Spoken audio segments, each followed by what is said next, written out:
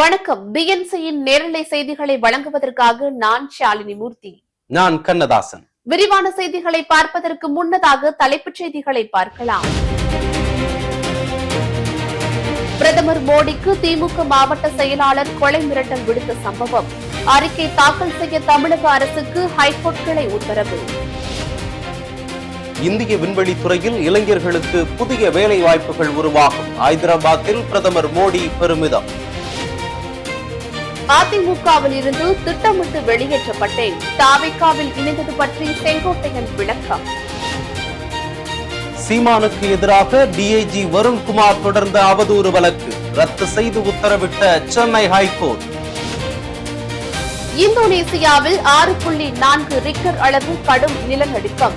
இலங்கைக்கு சுனாமி எச்சரிக்கை விடுப்பு. தாவேக்க துண்டினை தோளில் போட மறுத்த செங்கோட்டையன் கிண்டலடிப்பாங்க என்று கூறியதாக தகவல். ஆழ்ந்த காற்றழுத்த தாழ்வு மண்டலம் டிட்வா புயலாக வலுப்பெற்றதாக அறிவிப்பு. புதுக்கோட்டை, தஞ்சை, திருவாரூர், நாகப்பட்டினத்திற்கு ரெட் அலர்ட். தமிழ்நாட்டில் 2026ஆம் ஆண்டு கூட்டணி ஆட்சிதான். தேமுதிக பொதுச் செயலாளர் பிரேமலதா உறுதி. எஸ்ஐஆர் படிவங்களை திரும்ப கொடுத்தால்தான் வாக்காளர் பட்டியலில் பெயர் இடம்பெறும். சென்னை மாவட்ட தேர்தல் அதிகாரி தகவல். சென்னை இசிஆர் ஓஎம்ஆர் இடையே இரும்பு பாலம் அமைக்க ஒப்புதல். பக்கிங்ஹாம் கால்வாய் மீது பாலம் கட்டப்பட உள்ளதாக தகவல். இனி விரிவான செய்திகளை பார்க்கலாம். பிரதமர் மோடிக்கு திமுக மாவட்ட செயலாளர் கொலை மிரட்டல் விடுத்த சம்பவத்தில் எடுக்கப்பட்ட நடவடிக்கை பற்றி அறிக்கை தாக்கல் செய்யும்படி தமிழக அரசுக்கு உயர்நீதிமன்ற மதுரை அமர்வு உத்தரவிட்டுள்ளது. தென்காசி தெற்கு மாவட்ட திமுக செயலாளர் ஜெயபாலன் சமீபத்தில் நடந்த கட்சி ஆர்ப்பாட்டத்தில் பாஜக தலைவர்களை கடுமையாக விமர்சித்து பேசியதோடு பிரதமர் மோடியை ஒருமையில் விமர்சித்தார். இது தொடர்பான வழக்கை விசாரித்த உயர்நீதிமன்ற மதுரை அமர்வு அறிக்கை தாக்கல் செய்ய உத்தரவிட்டுள்ளது. தமிழ்நாட்டில் தூய்மையான அரசியலை விஜய் முன்னெடுத்துள்ளதாக அதிமுகவிலிருந்து விலகி தாவேகவில் இணைந்த செங்கோட்டையன் கூறியுள்ளார். அதிமுக உருவான போது புரட்சி தலைவருடன் பயணித்துள்ளேன். அதிமுக ஒருங்கிணைய வேண்டும் என்று விரும்பினேன் என்று கூறிய செங்கோட்டையன் தன்னை எடப்பாடி பழனிசாமி திட்டமிட்டு வெளியேற்றியதால் தாவேகவில் இணைந்ததாக கூறியுள்ளார். தமிழ்நாட்டில் உள்ள அரசு மருத்துவக் கல்லூரிகளில் பல்வேறு நிலைகளில் ஆசிரியர் பணியிடங்கள் 1.5 ஆண்டுகளுக்கும் மேலாக காலியாக கிடக்கும் நிலையில் அவற்றை பதவி உயர்வு மற்றும் இட மாறுதல் கலந்தாய்வுகளின் மூலம் நிரப்பாமல் தமிழக அரசு தாமதம் செய்து வருவதாக பாமக தலைவர் அன்புமணி குற்றம் சாட்டியுள்ளார். ஆட்சியாளர்களுக்கு வேண்டிய சிலருக்கு முக்கியத்துவம் வாய்ந்த பொறுப்புகளை வழங்க வேண்டும் என்பதற்காகவே தமிழக அரசு இவ்வாறு செய்வதாக குற்றச்சாட்டுகள் எழுந்துள்ளதாக குறிப்பிட்டுள்ள அன்புமணி திமுக அரசுக்கு கண்டனத்தை பதிவு செய்துள்ளார். தென்மேற்கு வங்கக்கடலில் உருவாகும் டிட்வா புயல் வட தமிழகம், புதுச்சேரி, தெற்கு ஆந்திரா நோக்கி நகரும் என இந்திய வானிலை ஆய்வு மையம் கணித்துள்ளது. தஞ்சாவூர், திருவாரூர், நாகப்பட்டினம் மாவட்டங்களில் ஓரிரு இடங்கள் மற்றும் காரைக்கால் பகுதிகளில் நாளை மிக கனமழை பெய்ய வாய்ப்புள்ளதாக ஆரஞ்சு அலர்ட் விடுக்கப்பட்டுள்ளது. திருவாரூர், நாகப்பட்டினம், மயிலாடுதுறை, கடலூர், விழுப்புரம், செங்கல்பட்டு மாவட்டங்கள், புதுச்சேரி, காரைக்கால் பகுதிகளில் சில இடங்களில் சனிக்கிழமையன்று அதி கனமழைக்கான ரெட் அலர்ட் விடுக்கப்பட்டுள்ளது. இந்திய விண்வெளி துறையில் சீர்திருத்தம் செய்யப்பட்டு உள்ளதால் இளைஞர்களுக்கு புதிய வேலைவாய்ப்புகள் உருவாகும் என பிரதமர் மோடி தெரிவித்துள்ளார். விண்வெளி தொழில்துறை தொடர்புடைய ஸ்டார்ட் அப் நிறுவனத்தை வீடியோ கான்பரன்ஸ் வாயிலாக பிரதமர் மோடி தொடங்கி வைத்தார். அவர் இந்தியாவின் முதல் தனியாருக்கு சொந்தமான ராக்கெட் விக்ரம் 1 அறிமுகம் செய்து வைத்து பேசினார். விண்வெளி துறையை போல அணுசக்தி துறையிலும் வரலாற்று சிறப்புமிக்க சீர்திருத்தங்களை செய்து வருகிறோம் என்று பிரதமர் நரேந்திர மோடி பெருமிதத்துடன் தெரிவித்தார். நாம் தமிழர் கட்சியின் தலைமை ஒருங்கிணைப்பாளர் சீமானுக்கு எதிராக IPS அதிகாரி வருண்குமார் தொடர்ந்த அவதூறு வழக்கை சென்னை உயர்நீதிமன்ற மதுரை அமர்வு ரத்து செய்து உத்தரவிட்டுள்ளது. நாம் தமிழர் கட்சி தலைமை ஒருங்கிணைப்பாளர் சீமான், டிஐஜி வருண்குமார் இடையே வார்த்தை மோதல் ஏற்பட்டது. நாம் தமிழர் கட்சியினர் சமூக வலைதள பக்கத்தில் வருண்குமார் IPS குடும்பத்தினரை அவதூறாக பேசியதாக குற்றச்சாட்டு எழுந்தது. இதனை அடுத்து சீமானுக்கு எதிராக டிஐஜி வருண்குமார் தொடர்ந்த அவதூறு வழக்கினை உயர்நீதிமன்றம் ரத்து செய்து உத்தரவிட்டுள்ளது. திருப்பதி திருச்சானூர் பத்மாவதி தாயார் கோவிலில் புஷ்ப யாகம் நடைபெற்றது. 4 டன் மலர்களை கூடை கூடையாக கொண்டு வந்து பத்மாவதி தாயாருக்கு அர்ச்சனை செய்யப்பட்டது. பத்மாவதி தாயாருக்கு கடந்த 17ஆம் தேதி முதல் 25ஆம் தேதி வரை பிரம்மோற்சவம் நடைபெற்றது. இதனால் ஏற்பட்ட தோஷங்கள் நீங்குவதற்காக புஷ்ப யாகம் நடத்தப்படுகிறது. பத்மாவதி தாயாருக்கு நடத்தப்பட்ட புஷ்ப யாகத்தில் சாமந்தி, சம்பங்கி, அரளி, ரோஜா, மல்லிகை, முல்லை, கனகாம்பரம், தாமரை, அள்ளி உள்ளிட்ட 14 வகையான மலர்களாலும் வில்வம், துளசி உள்ளிட்ட 6 வகையான புனித இலைகளாலும் அர்ச்சனை செய்யப்பட்டது. பிக் பாஸ் புகழ் சம்யுக்தாவை கரம் பிடித்துள்ளார் கிரிக்கெட் வீரர் ஸ்ரீகாந்த் மகன் அனிருத்தா. ஸ்ரீகாந்த் இல்லத்தில் நடைபெற்ற இந்த திருமண நிகழ்ச்சியில் குடும்ப உறுப்பினர்கள் மட்டுமே கலந்து கொண்டனர். சம்யுக்தா, அனிருத்தா திருமண புகைப்படங்கள் இணையத்தில் வைரலாகி வரும் நிலையில் ரசிகர்கள் பலரும் இந்த தம்பதிக்கு வாழ்த்துக்களை தெரிவித்து வருகின்றனர். நீர்நிலை ஆர்வலரான நிர்மல் ராகவன் கொங்கு நாட்டிலும் தண்ணீர் பஞ்சம் ஏற்பட்டுள்ளதாக பதிவிட்டுள்ளார். தண்ணீர் பஞ்சம் அதிகம் உள்ள மாவட்டம் என்றால் அது ராமநாதபுரம், சிவகங்கை, விருதுநகர், திண்டுக்கல் மாவட்டங்கள் தான். இந்த மாவட்டங்களில் ஆறுகளில் தண்ணீர் இல்லை என்றும் மழையும் குறைவு என்பதால் பஞ்சம் தலைவிரித்தாடுகிறது என்றும் பதிவிட்டுள்ளார்.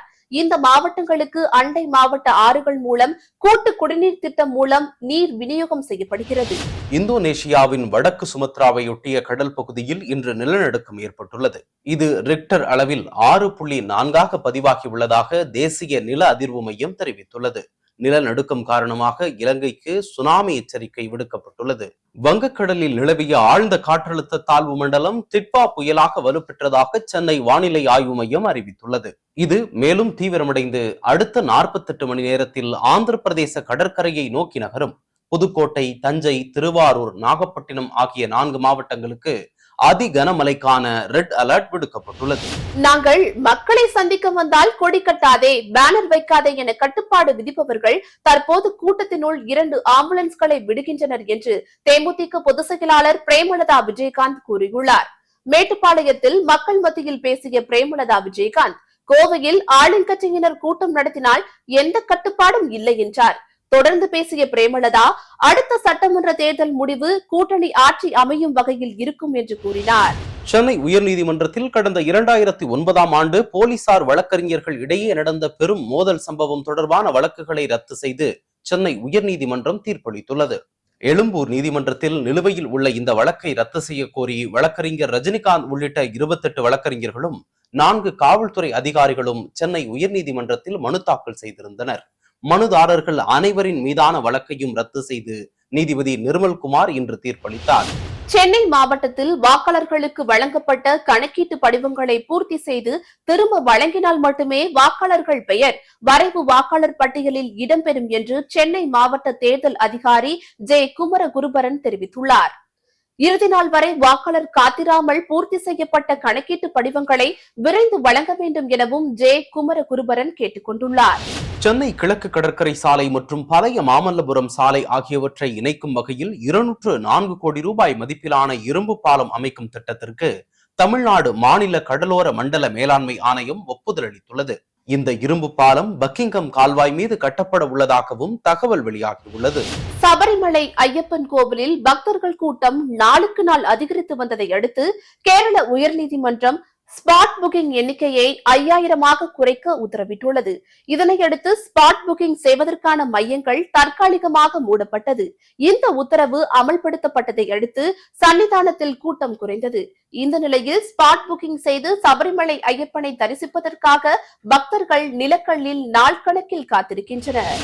சென்னை பரங்கிமலை ரயில் நிலையத்தில் கல்லூரி மாணவி சத்யாவை ரயில் முன் தள்ளி கொலை செய்த வழக்கில் சதீஷுக்கு விதிக்கப்பட்டிருந்த தூக்கு தண்டனையை ரத்து செய்த சென்னை உயர்நீதிமன்றம் ஆயுள் தண்டனையாக குறைத்துள்ளது.